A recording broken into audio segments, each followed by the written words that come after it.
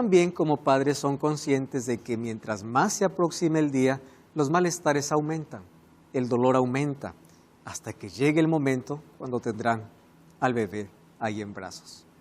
Todo el dolor del pasado será olvidado por ese momento glorioso. Lo mismo sucede con la venida de Jesús.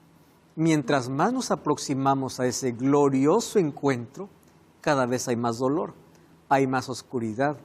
Pero tenemos la promesa que la oscuridad de este mundo será interrumpida por el amanecer glorioso del regreso de Jesús. Claro que Jesús nos dejó señales de su pronta venida. Y nosotros estamos atentos a esas señales. Mas lo más importante es la preparación, porque no es suficiente saber los síntomas, no es suficiente sentir el dolor.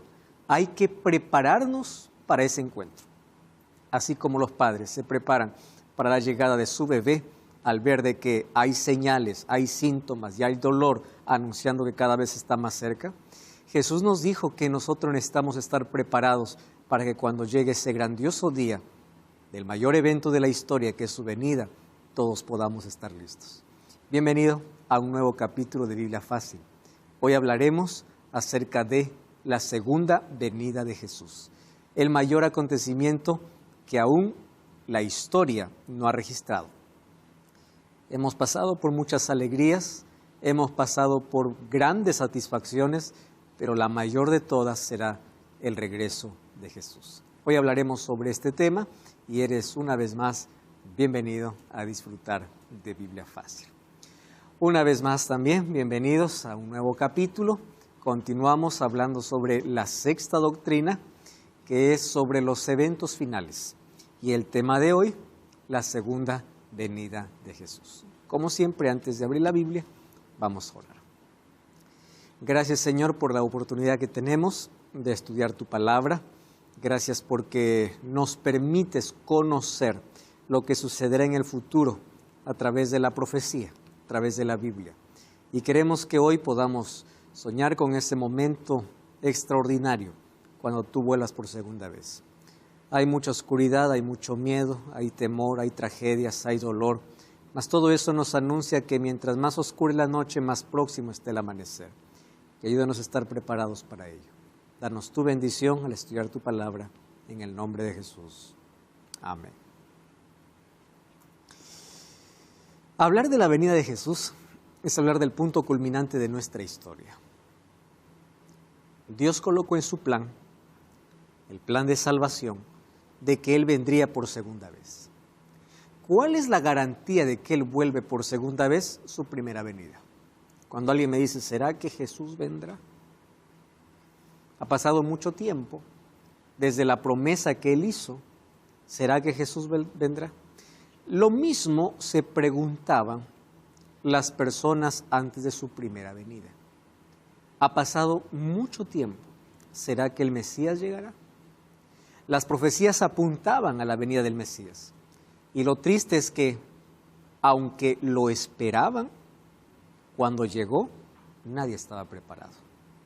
Tanto así que cuando Jesús nació, no fue recibido ni por los más lectores, ni por aquellos que esperaban la venida del Mesías. Pasó por desapercibido y finalmente hasta fue rechazado. ¿Por qué razón? Porque en su cabeza ellos instalaron la venida de un Mesías totalmente diferente. Y ahí está el problema. Hoy, para la segunda venida de Jesús, mucha gente también espera el regreso de Jesús de una manera diferente, no como la Biblia lo enseña. Algunos creen que Jesús vendrá, robará a su pueblo. Habrán 7 años de angustia donde aparecerá el anticristo, que proféticamente esto ya apareció, el anticristo ya surgió en la historia. Sin embargo, algunos esperan el regreso de Jesús de una manera que la Biblia no menciona. Sobre este tema ya hemos abordado en otras temporadas. Así que si quieres conocer más sobre el dispensacionalismo, sobre el rapto, sobre esa creencia popular de que Cristo vendrá en secreto, te invito para que puedas acompañarnos en los otros programas anteriores ya donde abordamos sobre este tema. Más hoy queremos apuntar solamente a lo que la Biblia registra sobre el regreso de Jesús. ¿Por qué es importante conocer esto? para que podamos tener una expectativa correcta, no basado en lo que la gente dice o en la idea popular, sino en lo que la Biblia dice sobre la venida de Jesús. Así que ese será nuestro tema de hoy, y dentro de esta sexta doctrina de los últimos eventos encontramos la creencia de la segunda venida de Cristo. El concepto general de esta doctrina es que la segunda venida de Cristo es la bendita esperanza de la Iglesia, es el punto culminante del Evangelio y todos somos invitados a estar preparados. La venida de Cristo es tan relevante, tan importante, que el Nuevo Testamento aparece 380 veces. Eso significa que 1 de cada 25 versículos habla sobre el regreso de Jesús. Inclusive, el último versículo para finalizar el texto sagrado, la Biblia, termina anunciando la venida de Jesús o pidiendo que Jesús pueda regresar en breve. Los últimos capítulos de la Biblia hablan sobre la prontitud, sobre la certeza de que Jesús está volviendo. ¿Y cómo culmina la Biblia? Apocalipsis 22:20 dice: el que da testimonio de estas cosas dice: ciertamente vengo en breve. Las últimas palabras con las cuales la Biblia registra es: ciertamente vengo en breve. Amén, sí, ven, Señor Jesús. La gracia de Jesús sea con todos vosotros. Amén. Culmina la Biblia hablando sobre el regreso de Jesús. Mas, ¿por qué razón tanta importancia hay que darle al regreso de Jesús? Porque de nada sirve todo lo que Jesús ha hecho en el plan de salvación si no vuelve por segunda vez. Y de nada sirve tener todo el conocimiento de salvación si no nos preparamos para ese día. Nuestra existencia habrá sido aquí en esta tierra solamente una pérdida de horas y vida. Porque el punto culminante de la historia es en sí el regreso de Cristo. Y para ello necesitamos estar preparados. Muy bien, ¿qué cosa es lo que dice la Biblia sobre el regreso de Jesús? Los apóstoles y los primeros cristianos consideraban el regreso de Cristo como una certeza y la llamaban bendita esperanza. O como dice Tito capítulo 2, bienaventurada esperanza. Y la certeza se resume en 3 palabras, en la promesa que Jesús hizo. Esta promesa Jesús lo hizo antes de poder ir a la cruz. Habían terminado la cena, Jesús se dirigía al Getsemaní, y en aquella noche, donde estaba junto a sus discípulos, Jesús hace esta promesa. Juan capítulo 14, versículo 3, Jesús dice desde el versículo 1, no se turbe vuestro corazón, creed en Dios, creed también en mí. En la casa de mi Padre hay muchas moradas, si así no fuera, yo os lo hubiera dicho, voy a preparar lugar para vosotros. Y si me fuere, y os prepararé lugar, vendré otra vez. Os tomaré a mí mismo, para que donde yo estoy, vosotros también estéis. A partir de allí comienza aquella promesa a darle un sentido completo a todo el plan de salvación. Entonces, Jesús en Juan capítulo 14 hace 2 promesas, la promesa del Espíritu Santo y la promesa de su segunda venida. La promesa del Espíritu Santo se cumplió 50 días después de su muerte en el Pentecostés. Y la promesa de su segunda venida aún está en cumplimiento o por cumplirse. ¿Correcto? Ahora, así como la primera venida de Cristo a la tierra fue profetizada, también su segunda venida está predicha en las Escrituras. Él mismo habló de las señales que indicarían su regreso. Bueno, la Biblia, ¿qué cosa es lo que enseña sobre el regreso de Jesús? La Biblia anuncia que el regreso de Jesús será visible a todo ser humano. Vamos a revisar aquí algunas características del regreso de Jesús. Comencemos entonces por Apocalipsis capítulo 1, versículo 7. Último libro de la Biblia, Apocalipsis capítulo 1, versículo 7. Dice: he aquí viene en las nubes, y todo ojo lo verá, y los que le traspasaron, y todos los linajes de la tierra harán lamentación por él. Sí, amén. La expresión todo ojo lo verá no es simbólica, es literal. ¿Por qué razón? Vamos a analizar otro texto bíblico. Hechos capítulo 1, versículo 11. Algunos dicen que Jesús ya está en la tierra, incluso han colocado una fecha, ¿no? Desde 1914. Mas Hechos capítulo 1, versículo 11, no me habla de una venida simbólica o espiritual, sino literal y personal. Hechos 1:11 dice así: los cuales también les dijeron: varones galileos, ¿por qué están mirando al cielo? Ahora presten atención a esa expresión.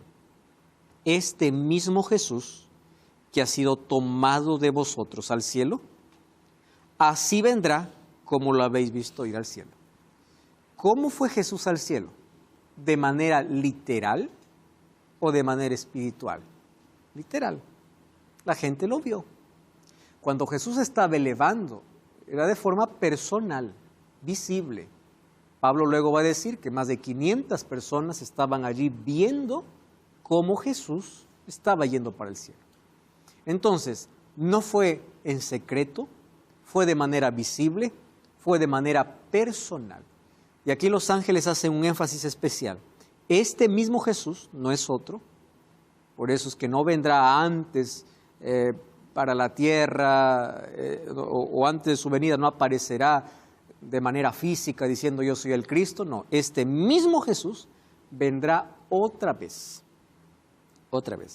de la manera como lo habéis visto ir, visible, personal. Porque hay muchas personas hoy que se autoproclaman diciendo yo soy el Cristo y yo estoy en la tierra. No, este Jesús va a venir por segunda vez. ¿Y de qué manera? Eso vamos a ver las otras características. Sí, Facundo. Pastor, ¿quiénes son esas personas que creen que Dios está aquí en la tierra, que Jesús está aquí en la tierra? ¿Y desde cuándo creen? Bueno, existe el Salón del Reino para hacer referencia de que Jesús ya está aquí en la tierra de manera espiritual. A través, los testigos de Jehová, por ejemplo, enseñan ya de una venida de Jesús, que ya está de una manera espiritual aquí en la tierra. Mas la venida de Jesús será personal y será literal. ¿Correcto? Bueno, ¿cómo vendrá Jesús? Vamos a Mateo, capítulo 25. Mateo, capítulo 25. Dice el texto bíblico así. Vamos al versículo 31. Cuando el Hijo del Hombre venga, y ahí aparece otra expresión. La expresión en su gloria. O sea, la venida de Jesús será gloriosa. Será visible, será personal, será gloriosa. Y todos los santos ángeles con él. Entonces se sentará en su trono de gloria. Bueno, ¿de qué manera entonces Cristo viene? Visible, personal y gloriosa. Todos los ángeles vienen en su trono de gloria, todo ojo lo verá y no es en secreto, no es oculto, es glorioso. La venida de Jesús es un evento glorioso. Sí, Isidro. Sí, pastor. El rapto de la iglesia y la segunda venida vendría a ser diferente. Ok. La Biblia no habla sobre rapto. El rapto secreto es una creencia dispensacionalista. John Derby, que apareció en los años 1800 a 1882, tomó como referencia a un jesuita llamado Francisco Rivera. Francisco Rivera propuso que las profecías deberían tener una interpretación futurista. ¿Qué cosa es una interpretación futurista? Todo lo que esté en la profecía está colocado solo para el futuro. Otros, que es la interpretación preterista, es que toda la profecía ya se cumplió. Ya no hay nada que cumplirse, todo está en el pasado. Pero ¿en qué momento surgió esta interpretación, ya sea preterista o futurista? El momento cuando, al analizar las Escrituras, se dieron cuenta de que el cuerno pequeño, el anticristo, del cual la Biblia menciona, ya estaba en la tierra. alguien que se opone a Cristo, alguien que perdona pecados, alguien que se cree igual que Dios, y como decía el Papa León XIII, nosotros somos Dios en la tierra. Entonces, al analizar cómo proféticamente encuadraba la venida del anticristo ya ejecutando su poder en la tierra, lo que hizo Francisco Rivera es distraer la visión del anticristo y colocarlo para el periodo final. ¿Y cómo lo colocó? ¿Recuerdas que en el capítulo anterior hablamos sobre Daniel capítulo 9? Y Daniel capítulo 9 habla de 70 semanas, pero de 70 semanas estaba dentro de 2300 años. Solo que allí habla de que hay una semana al final, o sea, la semana 69, hay una semana. ¿Y para qué dice? Para ungir al Mesías, para hacer cesar los sacrificios, ¿correcto? Y para destruir o colocar fin al pecado. Muy bien. ¿Qué cosa hace la profecía futurista? Dice así, presta atención aquí. El calendario o el reloj de Dios comenzó funcionando. 7 semanas, correcto. 62 semanas, correcto. 69 semanas, correcto. Pero cuando llegó a la semana 69, hubo una pausa. Y dijo, no va a ser así. La última semana que falta lo vamos a colocar para el fin. O sea, como que Dios para su reloj profético y la última semana es colocado para el fin. Y en esa semana, que son 7 días, que en profecía son 7 años, dice que aparecerá ¿quién? El anticristo. Para distraer el foco del anticristo que ya estaba sobre la tierra. ¿Cómo se justifica la venida del anticristo en el tiempo del fin? Bíblicamente no hay manera de poder justificar que esto estará bien al final, porque el anticristo viene actuando ya desde hace mucho tiempo, bíblicamente. Entonces, ¿cómo se justifica? Colocando la semana de las 70 semanas, la última semana, para el tiempo del fin. Entonces dice que surgirá una gran tribulación. Y Dios robará a su pueblo, los retirará para que no pasen por la gran tribulación. Ahora, aquí hay algo que tener en cuenta. ¿Habrá tribulación? Sí. Pero Dios nunca prometió a su pueblo retirar para que no pase por la tribulación. Dios acompaña a sus hijos en la tribulación. Es más, cuando hubo destrucción sobre la tierra, Dios no los retiró, Dios los guardó en medio de la destrucción. ¿Recuerdas a Noé? Vino el diluvio. ¿Dios los llevó al cielo a Noé? No, Dios lo guardó en medio del diluvio. ¿Recuerdas a los 3 amigos de Daniel? Los guardó en medio. O sea, cuando Dios dice yo te guardaré en el momento de la prueba, es yo estaré contigo. Entonces, tribulación obviamente que hay, solo que ellos lo colocan en un contexto diferente donde el pueblo de Dios es robado en secreto, se va al cielo, y aquí en la tierra, ¿quiénes son los que sufren? Los judíos, porque el anticristo va a ir en contra de los judíos, y todos los otros perdidos. Entonces, vamos a imaginar que yo vivo con mi familia y de pronto un día despierto, no está mi esposa. Mi esposa fue robada y yo quedé en la tierra.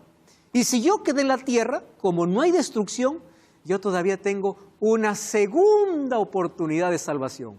Porque la primera, Jesús solamente llevó a los que estaban preparados. Pero como todavía todas las cosas están bien, yo tengo una segunda oportunidad, que eso no es bíblico. Entonces, el rapto secreto como doctrina no es bíblica. Simplemente se intenta cuadrar piezas que no encajan para hacer creer a las personas que hay segunda oportunidad, que Apocalipsis ya no es más necesario porque la tribulación es para los judíos y para los que se pierden, que a la iglesia no le importa más, que cuando venga el rapto secreto hay una oportunidad más para los demás. Entonces, ¿qué hace Jesús en el cielo? No hay cierre de gracia, hay una oportunidad más y muchas otras cosas se colocan dentro de la doctrina del rapto secreto. La Biblia me enseña que Jesús vendrá por segunda vez y esa segunda vez en definitiva viene para llevar a su pueblo. Su venida no es en secreto. Pastor, ¿pero qué hacemos con textos que dice yo vendré como ladrón en la noche? Jesús usa muchas ilustraciones desde Mateo capítulo 24, usa 7 parábolas para enseñarnos cómo estar preparados para la venida de Jesús. Una de esas parábolas es, ustedes tienen que estar preparados porque, y ahí coloca algunas ilustraciones. Ahora, más allá, en las epístolas encontramos que Jesús vendrá como ladrón en la noche. Pero ¿por qué coloca esa ilustración? No porque Jesús vendrá de noche para robar, sino porque si alguien viene de noche para robar, uno está preparado. El énfasis es la preparación. Otro texto, 2 estarán en el campo, uno será tomado y otro será dejado. Bueno, si es que yo tomo este texto de manera literal, entonces quiere decir que la mitad del mundo está condenado y la mitad del mundo está salvo, porque de 2, uno es tomado y el otro es dejado. Lo que está diciendo el texto es que la preparación es personal, y aun cuando estén juntos, solamente el que está preparado irá con Cristo. Además, Jesús hace la ilustración de el diluvio. Y fíjate qué interesante, porque Jesús ahí en Mateo capítulo 24 hace ilustración del diluvio. Vamos a ver ese, mira, el versículo 30, Mateo capítulo 24, ¿correcto? Mateo capítulo 24, versículo 37, así está. Dice así, porque como en los días de Noé será la venida del Hijo del Hombre. Ahora, prestemos atención al detalle, en el contexto en el cual Jesús está diciendo quién será tomado y quién será dejado. Vamos a leerlo con calma. Como en los días de Noé, antes del diluvio, estaban comiendo y bebiendo, casándose y dándose en casamiento, hasta el día en que Noé entró en el arca. No entendieron hasta que vino el diluvio y se los llevó a todos. Hago la pregunta, ¿quién se los llevó, el diluvio o Dios? El diluvio. No dice que Dios se los llevó, dice el diluvio se los llevó a todos. ¿Están entendiendo el texto? Muy bien, no sea, dice, que ustedes no estén preparados, y como en los días de Noé viene el diluvio y se los lleva a todos. Y muchos entienden que es Dios quien lleva, no, es el diluvio. La gente que fue llevada aquí fue para destrucción, no fue para salvación. Continúa el texto, así también será la venida del Hijo del Hombre. En ese contexto dice, 2 estarán moliendo en un molino, una será tomada, la otra dejada. Ahora viene el punto central, velad porque no sabéis la hora en que vuestro Señor ha de venir. ¿De qué está hablando? Preparación, ¿correcto? Entonces, aislar un texto de su contexto es muy peligroso, y tratar de encajar la venida de Jesús, que viene para robar a su pueblo. Estamos viendo hoy las evidencias bíblicas de que la venida de Jesús será personal, será visible, será gloriosa, será audible, como vamos a ver en los próximos textos. Sí, Facundo. Sí, bueno, con respecto a lo de personal. Con respecto a eso. Muy bien, entonces la venida de Jesús es visible, es personal, es gloriosa. Vamos a 1 Tesalonicenses capítulo 4, versículo 17 y versículo 18. Ahí nos habla del arrebatamiento verdadero, porque arrebatamiento existe, pero no secreto. ¿Está bien? 1 Tesalonicenses, vamos al capítulo 4. Versículo 16, dice así, porque el Señor mismo con voz de mando, con voz de arcángel y con trompeta de Dios, descenderá del cielo y los muertos en Cristo resucitarán primero. Luego nosotros los que vivimos, los que hayamos quedado, seremos arrebatados juntamente con ellos en las nubes para recibir al Señor en el aire. O sea, Jesús no pisará la tierra. Los redimidos suben para recibir al Señor en el aire y así estaremos para siempre con el Señor. ¿Se dieron cuenta que aquí dice que seremos arrebatados? Pero pregunto, ¿el arrebatamiento es en secreto? No, es glorioso. ¿Por qué es glorioso? Porque nadie va al cielo adelante. Dice que resucitan los que murieron y junto con ellos vamos. Entonces, ¿dónde está de cuando uno muere y ya va al cielo? Ese es un concepto totalmente distorsionado, donde, basado en la filosofía platónica, se cree que el ser humano tiene un cuerpo y tiene un alma independiente, cuando la Biblia enseña que el ser humano es un alma, no tiene un alma. Y aquí Pablo es específico en decir, nadie está en el cielo, nadie va al cielo adelante. Esperamos a Jesús y cuando Él venga, de manera literal, de manera gloriosa, de manera visible, cuando haya resurrección, cuando los que resuciten se levantan transformados, nosotros seremos transformados en un cerrar y abrir de ojos. Es la transformación que Dios hará, donde 1 Corintios 15 dice que lo mortal será vestido de inmortalidad, lo corruptible de incorrupción. Es allí donde juntos nos iremos. Entonces el arrebatamiento para el cielo no es secreto, es glorioso. Tengo a Facundo y a Isidro. Facundo. ¿Cómo le damos consuelo y esperanza a esas personas que pierden un familiar cercano y se ponen a llorar y piensan que no lo verán más? ¿Qué es lo que nosotros que estamos estudiando debemos hacer? Vamos a retroceder un poquito más, un poquito atrás. Primera de Tesalonicenses capítulo 4, versículo 13. Versículo 13 dice así: tampoco queremos, hermanos, que ignoréis acerca de los que duermen. De esto vamos a hablar un poquito más en la próxima lección. Pero mira, dormir aquí es morir. La muerte es comparada con un sueño, donde el ser humano entra en un estado de inconsciencia. Y dice así: para que no os entristezcáis como los otros que no tienen esperanza. Porque si Cristo murió y resucitó, así también Dios traerá con Jesús a los que durmieron en Él. Entonces no está hablando de del sueño de cada noche, sino de la muerte. Entonces, ¿cómo consolar a una persona? Para comenzar, en el momento que alguien pierde un ser querido, ninguna palabra es suficiente. A veces nuestra presencia y un abrazo es más que suficiente para alguien que pierde. Si queremos dar alguna palabra de fortaleza cree que las personas están en la sepultura y un día resucitarán. Ahora, es interesante nosotros ver que habrá 2 resurrecciones. Eso hablaremos en la próxima lección. Por eso la importancia de que en vida nosotros podamos elegir ser parte de la primera resurrección, que significa morir en Jesús. Luego de la pausa vengo con tu pregunta, Isidro. Vamos a una vista Esperanza Yo Creo. Allí vas a encontrar todos los textos bíblicos que respaldan sobre la venida de Jesús. Así que te invito para que puedas solicitarla, es totalmente gratis. Ingresa a este número de WhatsApp o envía un mensaje a este número de WhatsApp, más 5512 98 100 14 60. Más 5512 98 100 14 60. Es totalmente gratis. Te vamos a enviar un link con un pequeño formulario para llenar y te enviaremos en PDF de manera gratuita. Si lo deseas también en forma física, estaremos dispuestos para enviarte. Entonces, envía ahora un mensaje de texto a nuestro WhatsApp, más 5512 98 100 14 60. Es totalmente gratis y está disponible para ti. Continuamos aquí con nuestra lección, hablando sobre la segunda venida de Jesús. Isidro.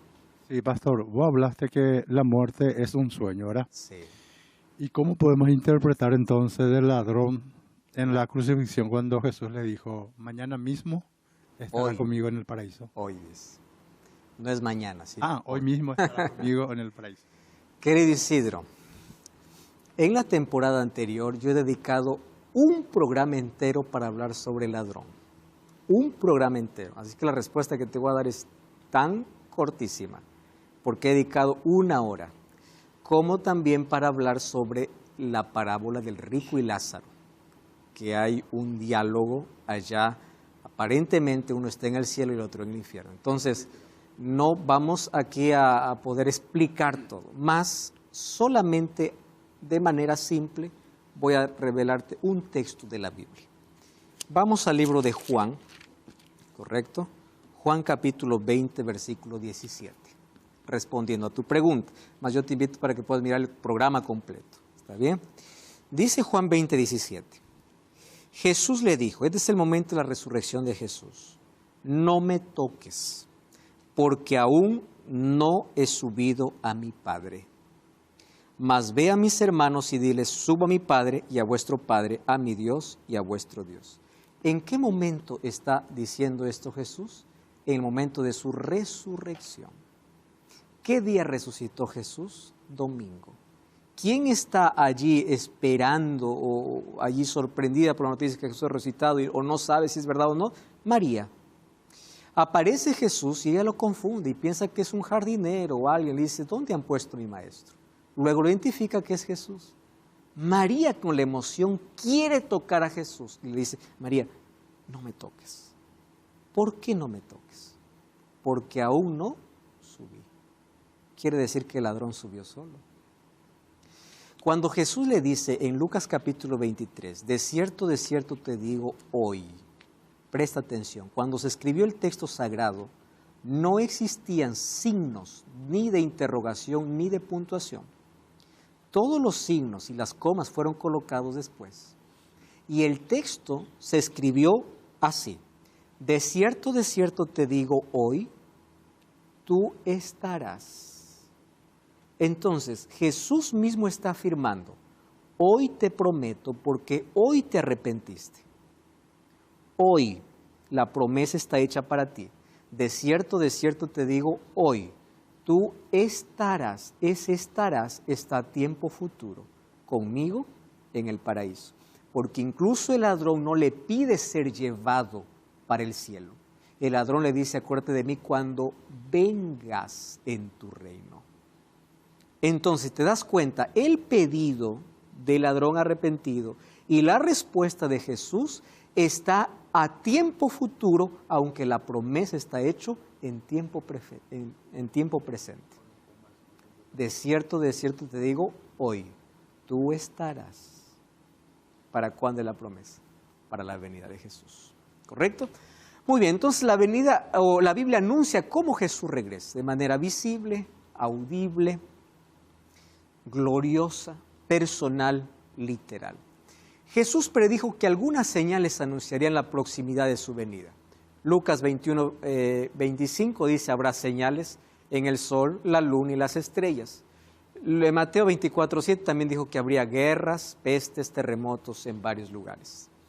Nosotros tenemos que hacer la diferencia entre una señal y un fenómeno natural. Un fenómeno natural es predecible. Una señal predicha en la Biblia es un fenómeno inexplicable. Entonces, cuando ahí los astrónomos dicen va a haber un eclipse solar, no es una señal, es un fenómeno natural. Pero hay tanta gente que por ahí se alarma, dice eclipse, Jesús, señal de la muerte de Jesús. No, es una señal natural. ¿Cuáles son las señales? Son los eventos naturales que acontecen de una manera inexplicable. ¿Eso ya sucedió en la historia? Claro.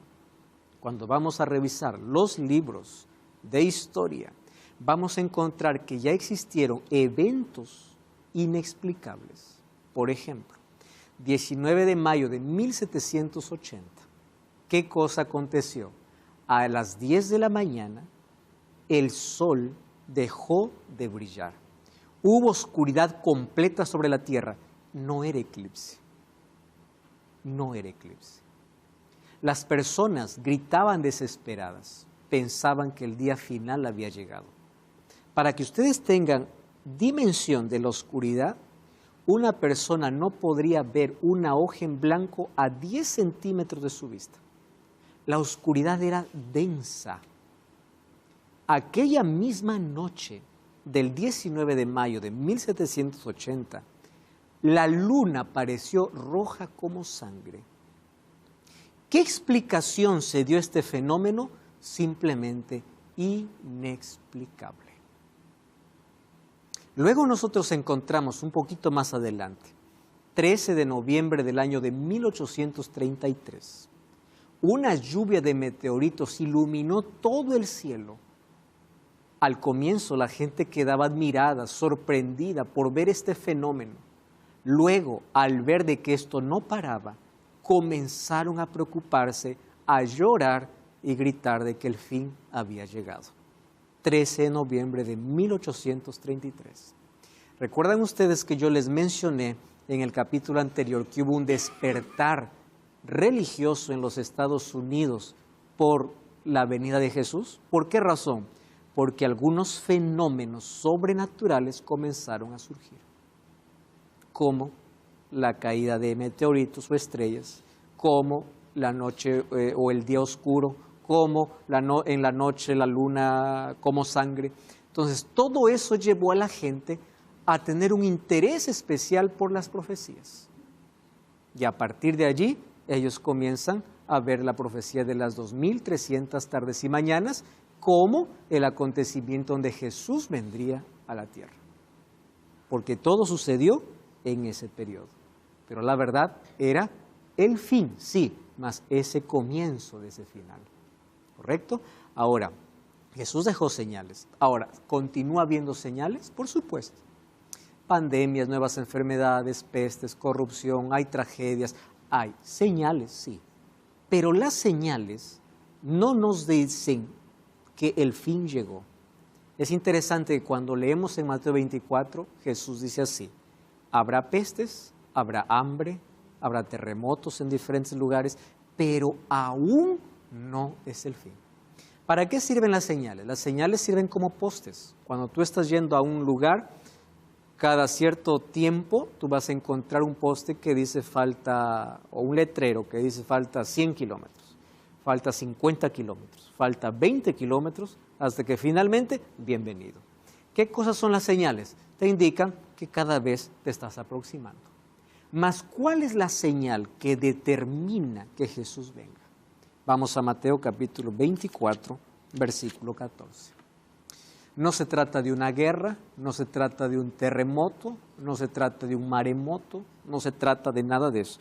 Mateo capítulo 24, versículo 14 dice así: y será predicado este evangelio del reino en todo el mundo para testimonio a todas las naciones, y entonces vendrá el fin.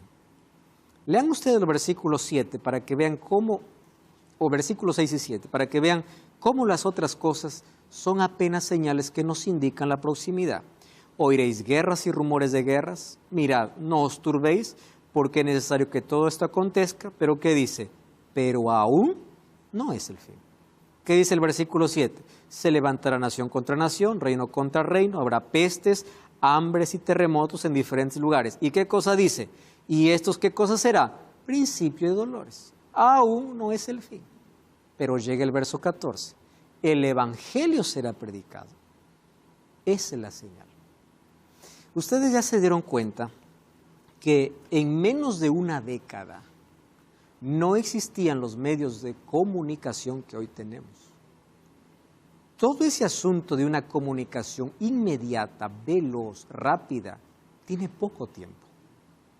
Yo todavía recuerdo mi infancia, todavía recuerdo mi adolescencia. No había manera de poder comunicarse como hoy. No existían las redes sociales, no existían los medios de comunicación que hoy aceleran todo.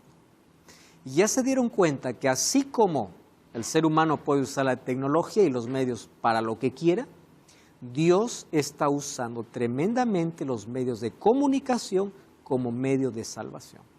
¿Por qué? Porque la última señal se está cumpliendo. ¿Y cuál es la última señal?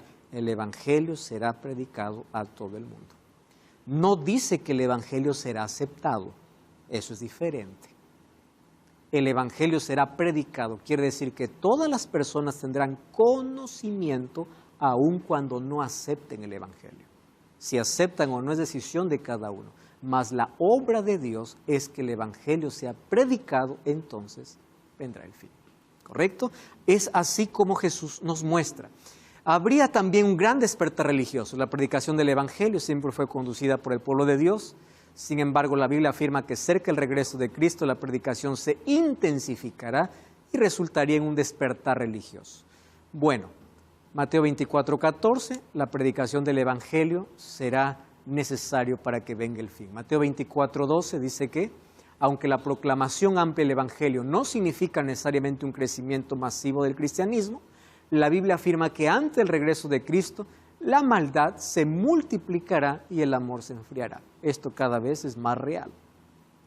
Cada vez hay menos solidaridad. ¿Por qué? Porque la maldad aumenta. Cada vez hay más miedo, incluso ayudar a alguien, porque tú no sabes si aquel que pide ayuda lo necesita o quiere estafarte. Entonces, el amor se enfría. Incluso el deseo por las cosas del Señor se convierte en indiferencia, porque cada vez hay más distracción, más entretenimiento, cada vez el ser humano se aparta más, que le es más difícil aceptar. Entonces, todo eso también son señales de la segunda venida de Jesús. Indiferencia, violencia, ingratitud y todo lo que nosotros hoy vemos. La maldad se multiplica y el amor se enfría. Por otro lado, la disminución espiritual resultará en el aumento de la iniquidad del ser humano. El mundo tendría más crímenes, violencia, guerras, calamidades. También tendría una revolución sexual dejando los principios de pureza cristiana de lado. Hoy nosotros vemos que el mundo está envuelto en idolatría, en inmoralidad y en indiferencia. El mundo cada vez es más indiferente a las cosas de Dios, por lo tanto se vuelve más inmoral. Lo que antes era malo, hoy ya no es malo, hoy se justifica y hoy se normaliza. Tanto así que cuando el Evangelio viene para decirte que quieres corregir tu vida, la gente se ofende.